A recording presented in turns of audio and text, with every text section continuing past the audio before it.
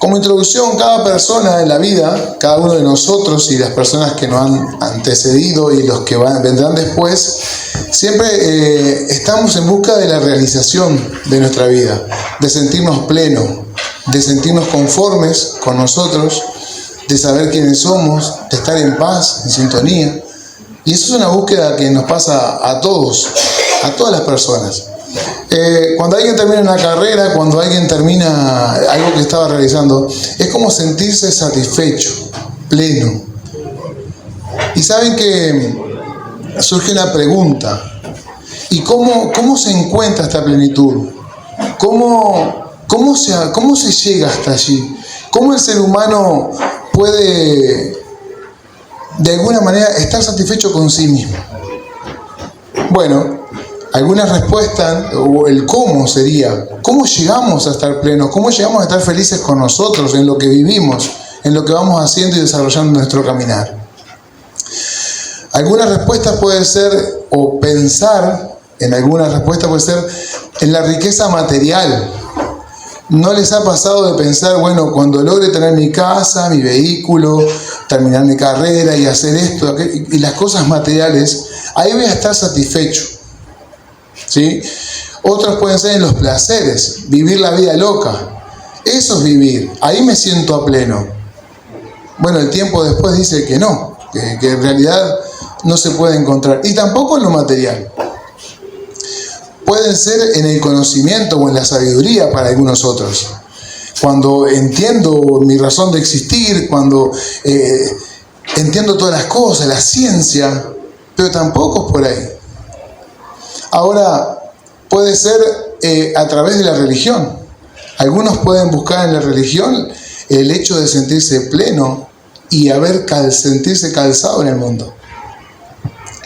La filosofía y cuántas cosas más pueden hacernos sentir que estamos realizados. El libro de Eclesiastés es un sabio que aborda todas estas temáticas. ¿Cuántos conocen, con esto en mente, cuántos conocen el testimonio de Ricardo Montaner y Juan Luis Guerra? ¿O cuántos alguna vez lo han escuchado? Bueno, aquellos que les gusta emocionarse pueden leerlo y escucharlos. Montaner tiene más de su testimonio, ¿no? Y aparte como que nos pesa más porque como él habla de Uruguay, habla del Estadio Centenario, habla del Pereira Rosell, entonces como que se nos encarna su testimonio y nos gusta, por lo menos a mí me gusta escucharlo. Y él donde va y donde, bueno, él ya se conoce, que es cristiano y que ama al Señor Jesucristo, ha hecho canciones en honor a la gloria de Dios y cuánto más. Y él dice: la gente me aplaudía, había miles y miles aplaudiendo, pero en mi ser estaba vacío. Había algo que me estaba faltando. Y si uno escucha el testimonio de Juan Luis Guerra, hay un testimonio que vieron que él habla todo pausado y lento, así, es hermoso escucharlo hablar.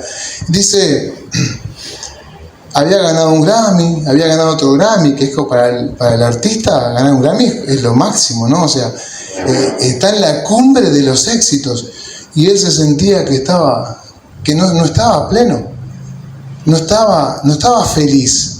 Hay una canción que Juan Luis Guerra, porque mencioné a Montaner, ahora estoy hablando de Juan Luis Guerra, que él la llama Testimonio. Él hizo un disco en alabanza, en adoración a Dios, como una expresión de gratitud por el amor recibido de Dios y por el evangelio que lo alcanzó. Ayer, escuchando la canción de él, Testimonio, hay una frase en el estribillo que dice: no necesito millones ni arrollar los corazones. Y yo, preparando Eclesiastés, digo, entendió lo que el sabio estaba escribiendo en algún sentido en los 12 capítulos de Eclesiastés. No sabía dónde iba ni tenía esperanza, en parte de su testimonio hablado.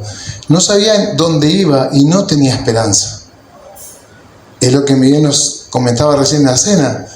Hay mucha gente sin esperanza y la iglesia tiene una hermosa tarea para contar de un Jesucristo resucitado que vino para todos.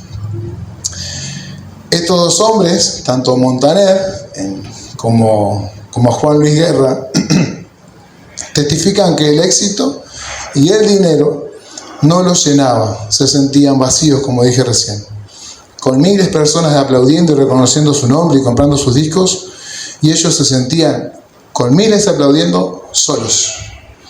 Y no causa una pena, o sea, no genera un dolor, es decir, por lo que uno anhela tener o piensa que teniendo tal vehículo o siendo reconocido, teniendo fama, que canten mis canciones, por ahí estaría la clave del éxito, y ellos te están diciendo que no.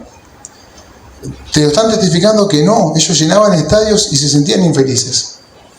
Yo he contado alguna vez un testimonio de un ex jefe que tenía todo también. A nivel económico no había apremiantes, no había problema. Podía pedirse una pizza cuando quisiera, podía salir a hacer escalas si le gustaba con el hijo, podía salir a veranear al Caribe, visitó Dubái.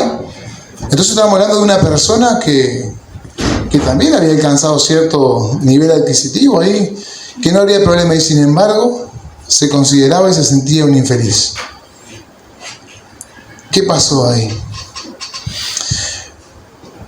El libro de Eclesiastés junta los comentarios de un sabio, de varios sabios, sobre la vida sin Dios, y él expresa en muchas ocasiones que el hombre que camina en su diario vivir sin la persona de Dios es como, dice, todo es vanidad, es la frase que repite, y la otra que él dice es, vivir sin Dios es como correr tras el viento.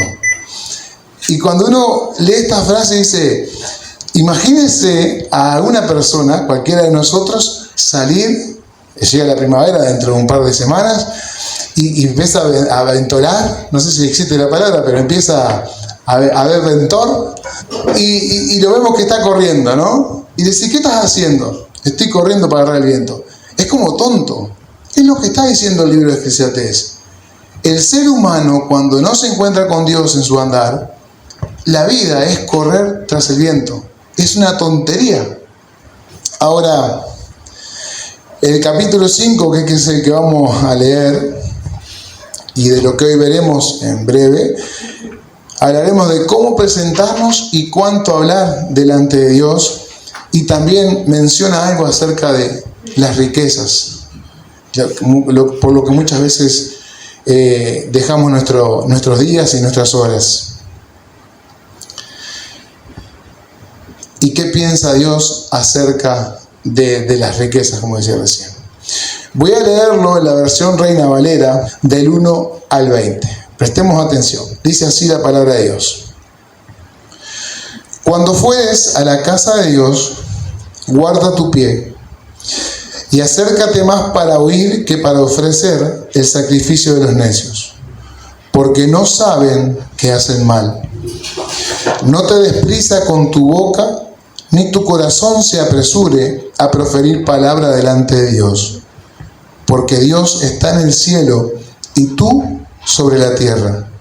Por tanto, sean pocas tus palabras, porque de la mucha ocupación viene el sueño, y de la multitud de las palabras la voz del necio.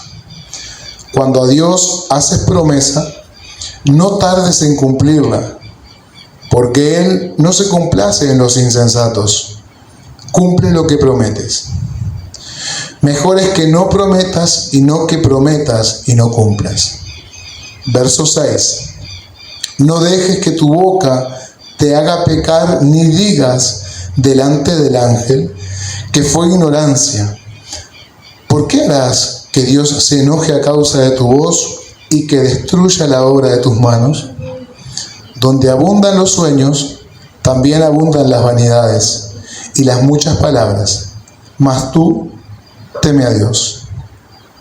Si opresión de pobres y perversión de derecho y de justicia vieres en la provincia, no te maravilles de ello, porque sobre el alto vigila otro más alto, y uno más alto está sobre ellos. Además, el verso 9, el provecho de la tierra es para todos, el rey mismo está sujeto a los campos. El que ama el dinero no se saciará de dinero, y el que ama el mucho tener no sacará fruto.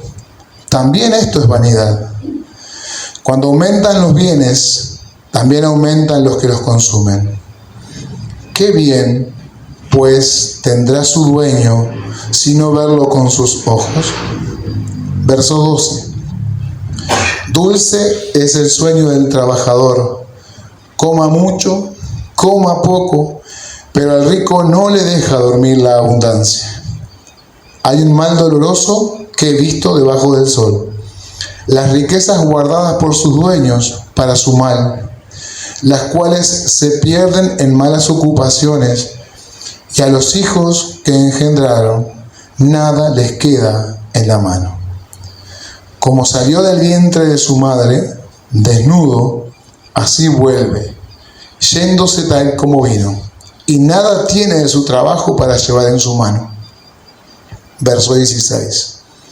Este también es su gran mal, que como vino, así se haya de volver. ¿Y de qué le aprovechó trabajar en vano? Además de esto, todos los días de su vida comerá en tinieblas, con mucho afán y dolor y miseria. He aquí, pues, el bien que yo he visto, que lo bueno es comer y beber y gozar uno del bien de todo su trabajo con que se fatiga debajo del sol, todos los días de su vida, que Dios le ha dado, porque esta es su parte. Asimismo, a todo hombre a quien Dios da riquezas y bienes, y le da también facultad para que coma de ellas y tome su parte, y goce de su trabajo, esto es don de Dios. 20. Porque no se acordará mucho de los días de su vida, pues Dios le llenará de alegría el corazón.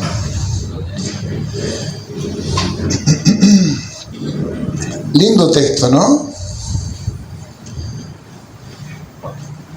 Sobre la fecha, el autor, el énfasis, a quién está dirigido, el libro en total. En otra predicación, capaz que cuando se dé Eclesiastés 1 o 2, haremos una introducción más al libro.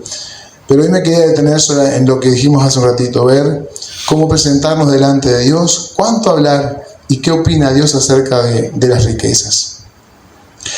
Un comentarista dice, me gustó el comentario diciendo, al leer Eclesiastés, uno debe leerlo con la lupa hermenéutica de el primer capítulo, lo que él dice, y la conclusión final en el capítulo 12, versos 13 y 14, que nos da un panorama más claro de lo que está escribiendo Salomón en este libro.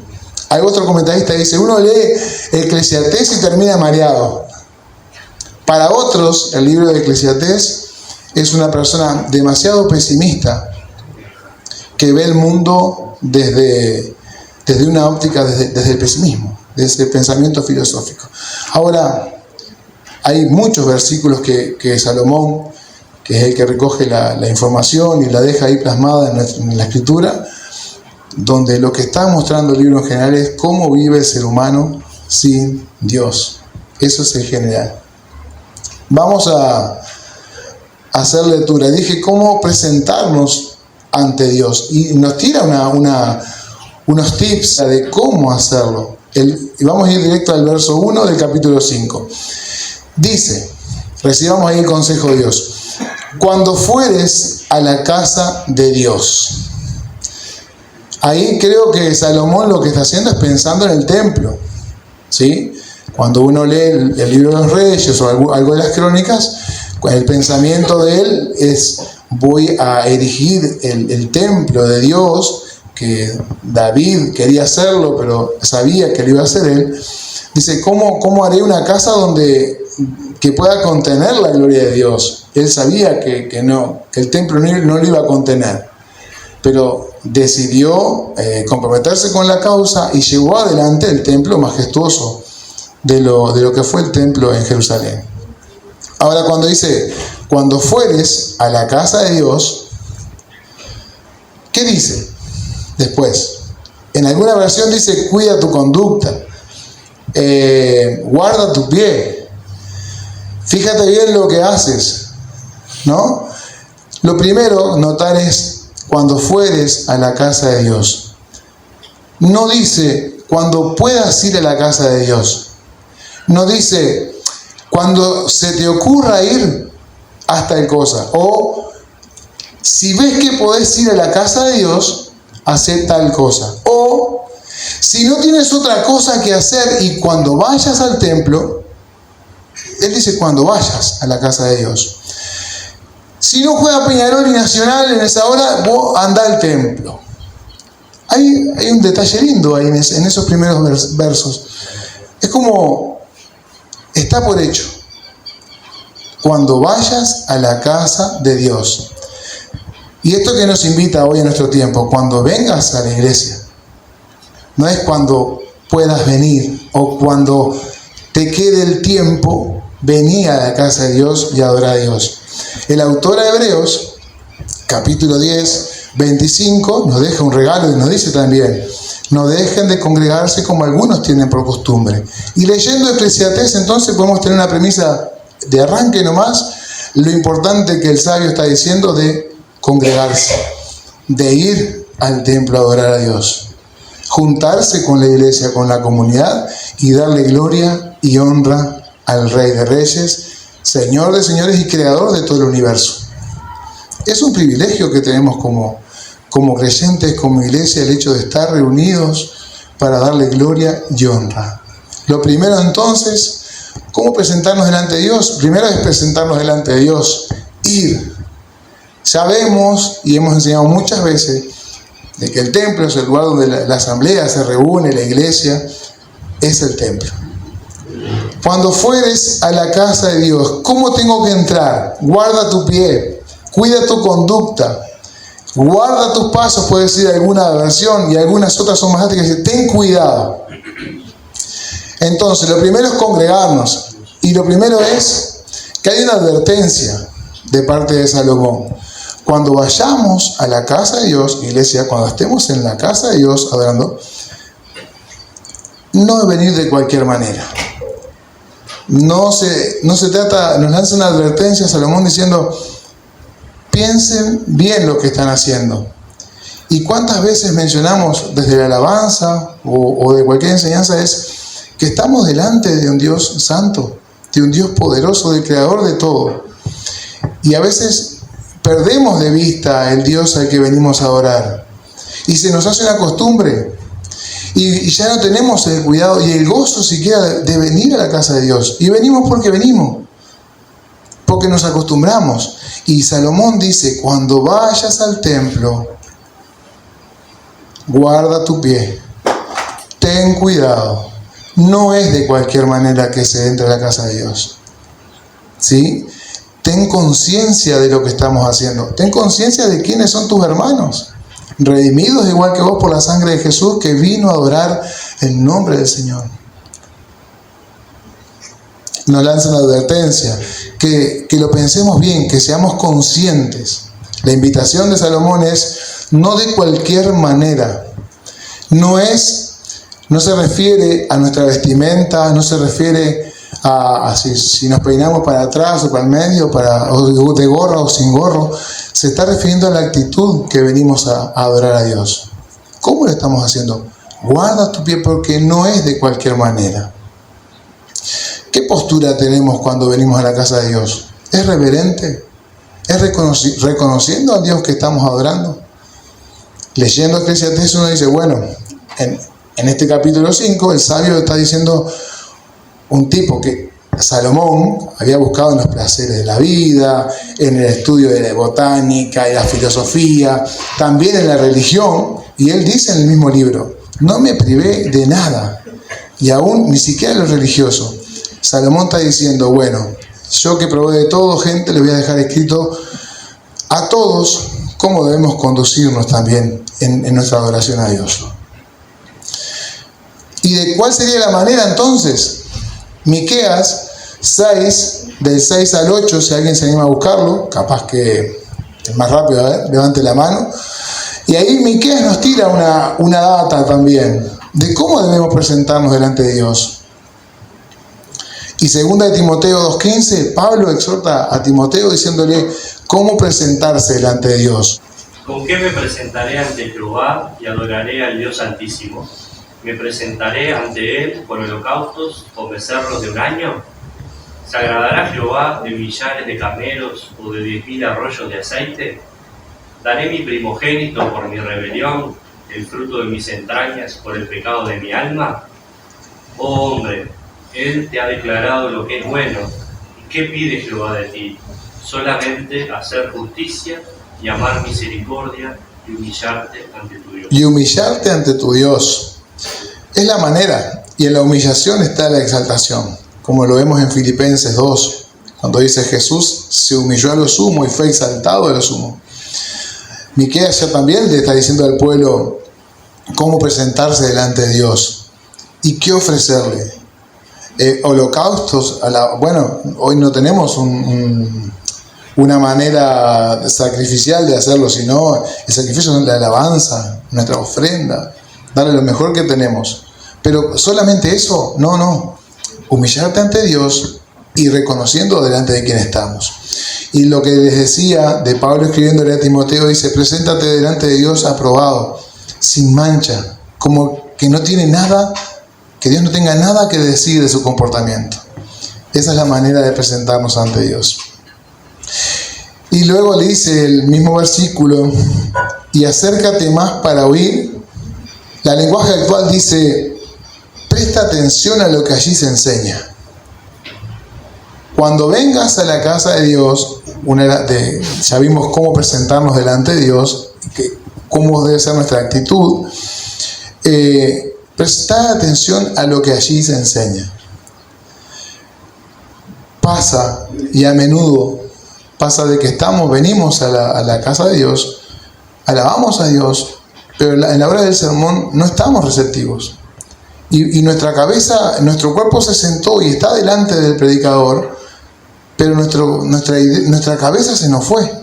Y nos quedamos viendo qué cocinamos y qué hacemos. Las temáticas son miles. Presta atención a lo que allí se enseña. ¿Por qué? Porque ahí está el consejo de Dios y el desafío que Dios nos va a lanzar. Más allá de cualquier predicador. Lo que allí se enseña es la voluntad de Dios para nuestras vidas.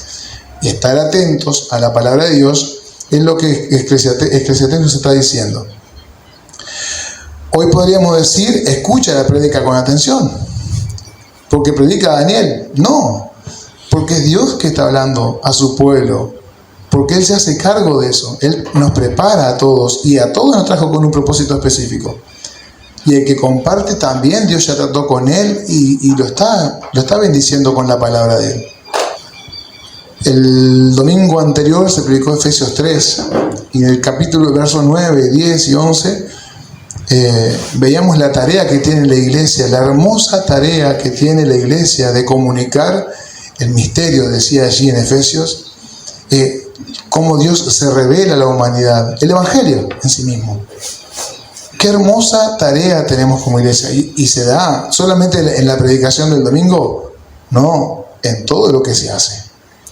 En un discipulado de jóvenes, en una escuela de niños, en todo. Pero lo que Salomón dice, cuando vayas al templo, presta mucha atención a lo que allí se enseña. Qué responsabilidad hermosa para el predicador, pero por lo que dice aquí también para el oyente. Porque el atender las palabras de Dios, el poner en práctica lo que Dios nos está diciendo, es responsabilidad del oyente. También del que comparte, pero también es en aquel que escucha la palabra de Dios, el consejo del Señor, en la aplicación en lo cotidiano, en lo que vive. No es nada extraño. Y dice el mismo versículo que para ofrecer el sacrificio de los necios. Algunas versiones dice que para ofrecer el sacrificio de los tontos, los necios, aquellos que van a ofrecer un sacrificio pero sin la conciencia puesta en lo que se está haciendo. Es solamente por costumbre. Solamente se va y se hace por repetición. Y saben que esto no solamente pasaba, el consejo Él no lo da porque no pasaba, al contrario, porque lo estaba viendo y dice, no saben que hacen mal. O sea, no tiene sentido para Dios la ofrenda quemada, los corderos gordos. Y uno lee Isaías, el capítulo 1, del verso 10 en adelante, y Dios dice, ¿quién les pide que hagan tales sacrificios? ¿Me agrado yo de los holocaustos, de los corderos gordos? Yo te pido que vivas en justicia y aplicando la misericordia. No te pido eso otro. Y en el tiempo estaba vigente, la ley del sacrificio estaba vigente. Y él dice, yo no quiero eso, prefiero que hagas justicia y misericordia a que me ofrezcas sacrificios que no, para mí, dice, es fuerte lo que dice Isaías allí, dice, me tienen hastiado, no soporto más sus fiestas solemnes. Y saben que cuando nosotros nos reunimos y nuestra alabanza no está bien dirigida a Dios, sabiendo de que es para Dios, y alabamos a Jesucristo y que no estamos conscientes de lo que estamos cantando, pasa lo mismo. Yo me imagino a Dios diciendo, iglesia, me tienen harto, cantándome esta frasecita que la repiten. Y Dios está queriendo que apliquemos la misericordia, que compartamos lo que Él quiere que compartamos. No quiere tu mejor ofrenda gorda y llenar ahí, no, quiere que vivas una vida acorde a su palabra, y que yo también. Todos que vivamos de acuerdo a su palabra. Dice, para ofrecer el sacrificio de los tontos. Miren qué calificativo usa Dios, necios. El hecho de venir a un lugar donde se adora a Dios y no adorar a Dios y quedarnos en el banco sin adorarle, nos ubica en esa calidad de tontos, porque estamos perdiendo el tiempo. Invirtamos el tiempo en una buena adoración. Más cuando hay buena música y todo. Sabemos que no es la música, ¿verdad? Adorar a Dios es más que la guitarra y más que las voces elevadas. En todo lo que hacemos, en nuestro trabajo, en nuestro estudio, ahí adoramos a Dios también. Salomón aborda el tema como una tontería ofrecer sacrificios a Dios sin pensarlo. Ya pasaba, estamos hablando de 930 años antes de Cristo. Y ofrecer sacrificios sin pensar. La idea es, la iglesia hoy acá reunida, es que nuestra alabanza sea alabanza, que nuestra ofrenda sea una ofrenda pensada, que nuestro testimonio, cuando damos testimonio, sea nuestro testimonio, ni agrandar ni achicar, nuestro testimonio. Y bueno, leyendo el pasaje que dice el verso 2, no te des prisa con tu boca, dice, ni que tu corazón se apresure a proferir palabra delante de Dios. ¿El consejo cuál es? Sigamos conscientes. ¿Se acuerdan que Romanos nos enseña diciendo que nuestro culto, nuestro servicio racional, o sea, no aparta la fe de la razón, sino que todo lo que hagamos lo hagamos con razonamiento, entendiendo lo que estamos haciendo? Ahora, dice, no te apresures con tu boca, ni se apresure tu corazón a proferir palabra delante de Dios. Y saben que este capítulo que acabamos de leer tiene 7 por qué.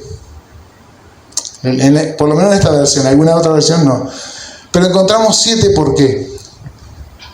Y Dios da la respuesta porque es un porqué de respuesta.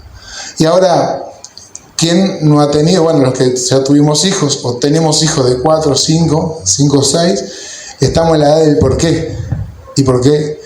¿Y por qué?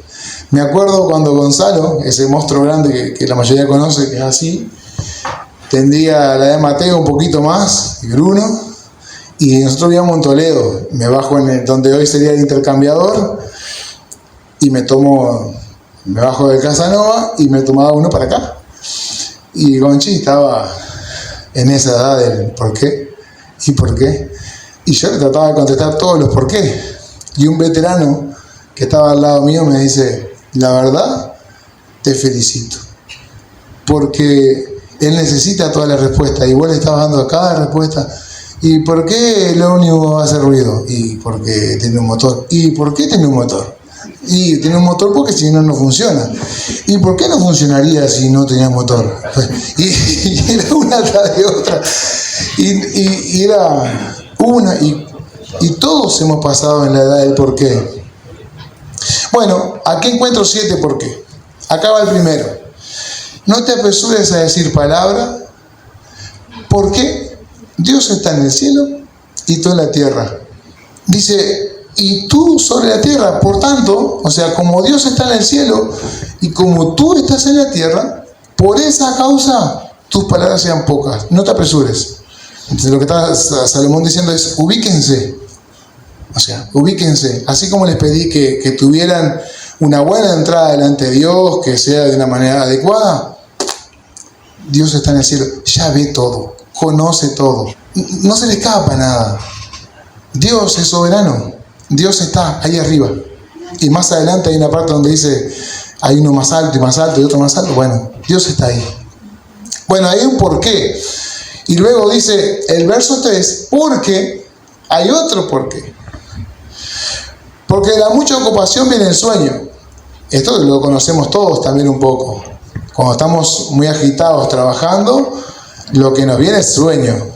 De la mucha ocupación viene el sueño y de la multitud de las palabras la voz del necio. La misma que le ofrecían sacrificios sin pensar. Es igual. Dice, ¿por qué? No te apures, porque vos cuando te apurás empezamos a hablar así a todo lo que da y ahí está el pecado. Ahí se manifiesta. ¿Cuánto habla la Biblia acerca de hacer silencio ante Dios? ¿Cuántos proverbios hay diciendo, mejor es el que calla el que habla estupideces? Tonterías. De la mucha palabra ahí viene el pecado. No. ¿Está diciendo que seamos mudos? No. Que pensemos lo que vamos a decir. Y más estando delante de Dios. Dice entonces, cuando a Dios haces promesa, no tardes en cumplirla. Mejor es que no prometas a que te metas en un baile y luego no puedas cumplir. Pero no está solamente en eso, sino creo que Salomón aborda el tema diciendo las promesas. No hagas promesas sabiendo que no vas a cumplir. Porque ahí está el tema, creo. A veces nos encontramos en una situación X o muchas X y vemos y, ay Señor, si me salvas de esta, hago tal cosa y voy los domingos y hago esto y lo otro. Y después nos olvidamos. Mejor es no hacer promesas a Dios que prometer y no cumplir. Es algo muy práctico, pero ¿por qué lo pone acá Salomón? Nos está enseñando, es decir, Dios es serio en todo lo que hace. Y saben que Mateo 12, 36 y 38, Jesús le dice a los fariseos, de toda palabra ociosa se dará cuenta. Y ahí uno le corre un escalofrío. Mira que uno habla bobadas, ¿no? Yo soy un experto, creo. Pero de toda palabra ociosa daremos cuenta, dice Jesús. Y acá Salomón nos está diciendo, no hagas promesas, porque son palabras ociosas. Y es la voz del necio. No tiene idea. Mejor es que no prometas a que cumplas. Luego viene un juicio ahí diciendo, no dejes que tu boca te haga pecar y que Dios destruya todo lo que has hecho. ¿Para qué perdías? Mantenete en una buena condición delante de Dios. El verso 7 dice, donde abundan los sueños, también abundan las vanidades y las muchas palabras. Mas tú, lo mismo que en la conclusión del capítulo 12, versos 3 y 14. Tú teme a Dios. ¿A quién se debe temer? A Dios. Yo por mucho tiempo pensé que era el diablo. Sí, bueno, uno va aprendiendo en la vida cristiana. Yo pensé que era el diablo. No, pero yo ahora después aprendí que era un redimido por la sangre de Jesús y que tenía autoridad, pero en realidad el poder de Jesús estaba en mí y podía hacer frente a cualquier adversidad. Temamos a Dios, porque el que puede destruir nuestra alma puede hacerlo y nos ama tanto que no lo hace. No porque no lo merezcamos, sino porque su misericordia se renueva cada mañana. Teme a Dios.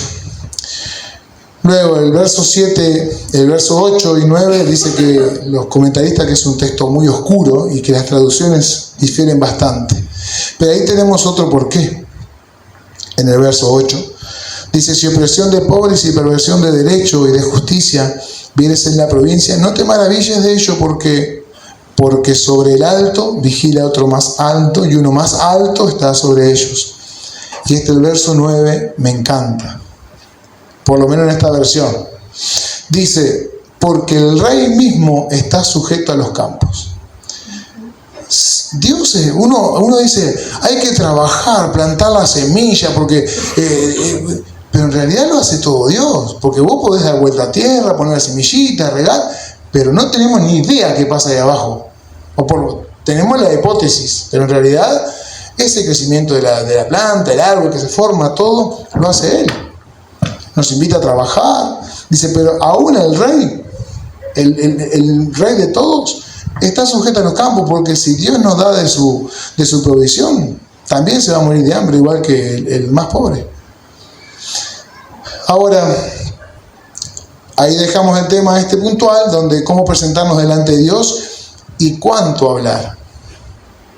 Dijimos, ¿no?, que la Biblia habla mucho acerca de mejor callarnos la boca antes de estar hablando cosas que no debemos. Santiago aborda el tema de la lengua y cómo debemos callarnos. Podemos domar todo el cuerpo menos la lengua.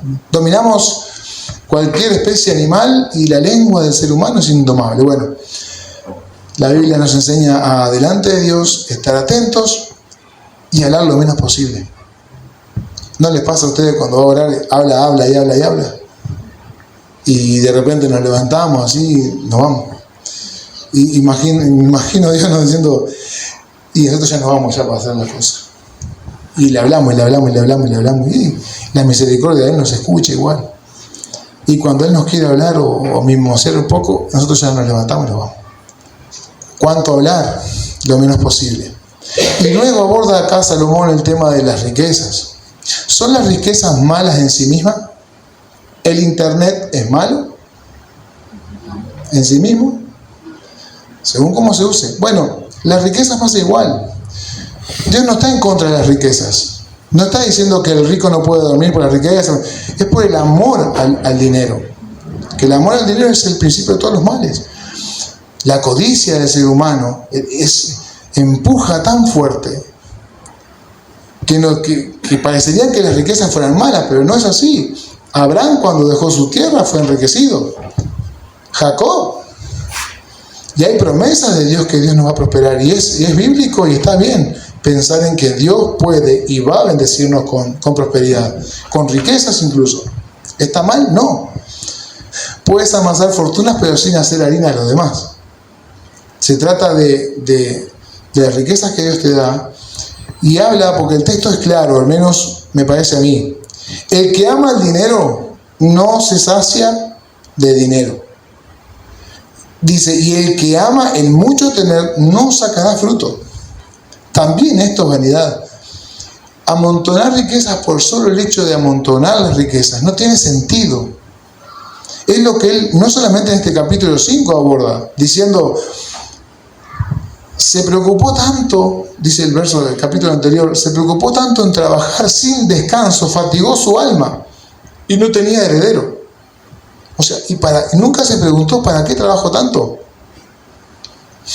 Y hemos visto personas así. Trabajamos, ¿para qué? El mismo Eclesiastés, los proverbios dicen, para que otro gaste sin saber lo que te costó a vos tener esa fortuna. Sabemos entonces cómo presentarnos delante de Dios. Las riquezas en sí no son malas. ¿Cómo? ¿Qué valor le damos a las riquezas? Dice, cuando aumentan los bienes también aumentan los que los consumen. Dulce es el sueño del trabajador. Yo no sé ustedes, pero a mí cuando leí Eclesiastés, las primeras veces que lo leía, es un libro que leo cada tantito porque me ayuda, decía, qué bueno que es trabajar cuando uno se hace creyente en Dios y ve que trabajar es bueno, pero no padecerlo el trabajo.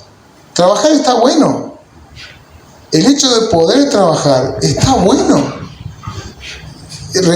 Un horario, lo que usted quiera, pero está bueno trabajar. Ay, claro, levantarse a las 5 de la mañana con este clima y salir en una moto no está bueno. Bueno, andar en ómnibus, yo qué sé, buscar la manera. Pero lo que está diciendo es que el sueño del trabajador es bueno cuando disfruta lo que hace. Y disfruta y goza con lo que trabaja.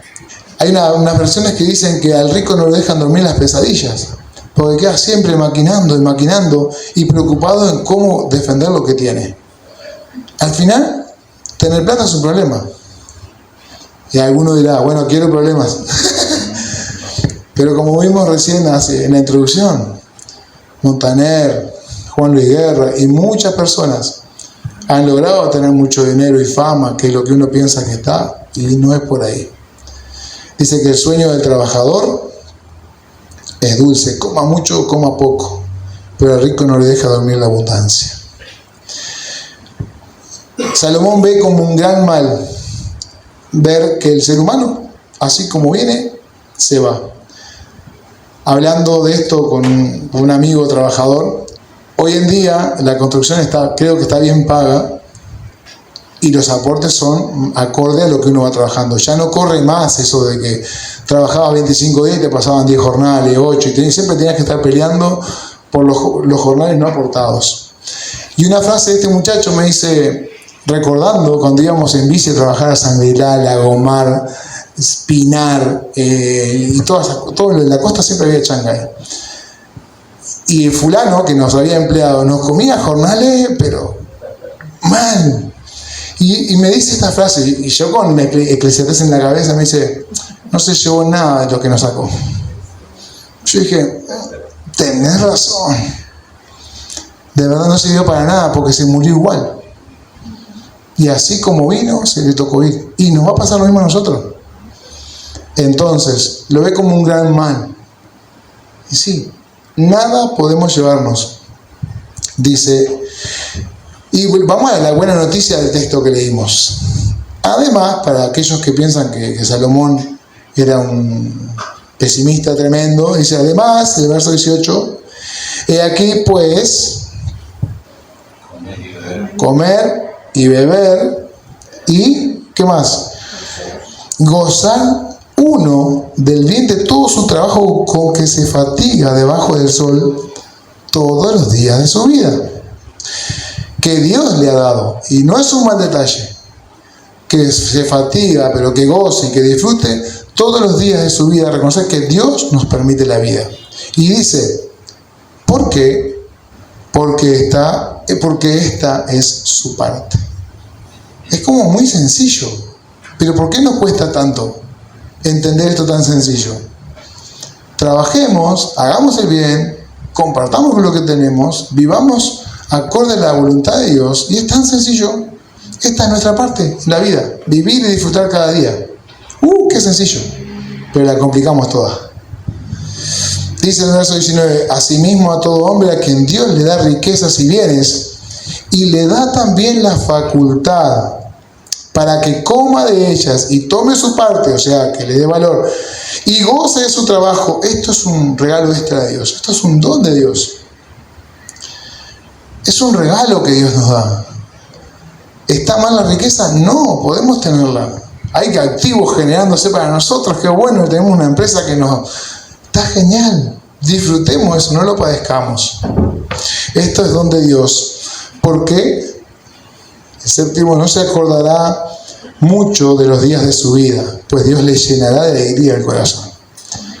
Para el que piensa que es pesimista, creo que ahí hay una actitud noble de Salomón diciendo, si el ser humano entiende quién es Dios y vive acorde a los mandamientos y las leyes de Dios, tiene todo para recorrer, para que goce y disfrute la vida que uno vive. La vida es hermosa. Es hermosa la vida que llevamos. ¿Cuántos encontramos el gozo en el Señor? ¿Cuántos podemos decir, me alegra de tener trabajo? Me alegro de estar jubilado. Me alegro de estar bien.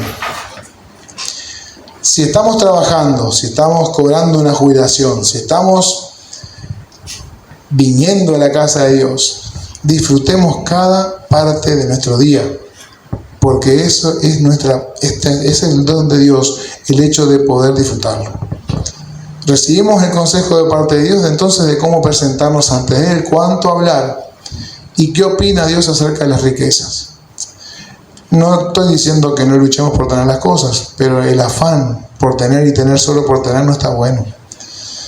Vamos a orar, iglesia, y pedirle a Dios que nos ayude a vivir la vida y disfrutar la vida con gozo, que podamos sacar provecho de lo que el consejo de Dios nos lanza, no solamente en este capítulo 5, sino en todo el libro de Eclesiastés. Padre, gracias por las palabras de este sabio que han quedado en la Biblia para que aprendamos a cómo manejarnos, cómo conducirnos ante un Dios santo y soberano. Gracias por la persona de Cristo, quien ha sido obediente a ti, vino, se entregó por cada uno de nosotros para que recibiéramos perdón de pecados y poder acceder a esta libertad que tú nos ofreces. Señor, gracias por enseñarnos cómo estar delante de ti, cómo venir atentos, no solamente al templo a adorarte, sino a vivir de una manera acorde a tu palabra. Te ruego que nos ayudes a, cuando somos prosperados, poder disfrutar de la bendición que tú nos das, Señor, cuando nos prosperas. Que podamos, Señor, estar atentos también a estos por qué que tú nos enseñas en este pasaje y en toda tu palabra. Bendice a cada familia aquí representada. Te ruego, Dios, que estés sanando, que estés trayendo paz en cada hogar. Bendice cada persona en particular. Que realmente podamos como iglesia darte gloria, honor y gloria y honra, Señor. En el nombre poderoso de Jesús, oro en esta mañana, dándote gracias. Amén y amén.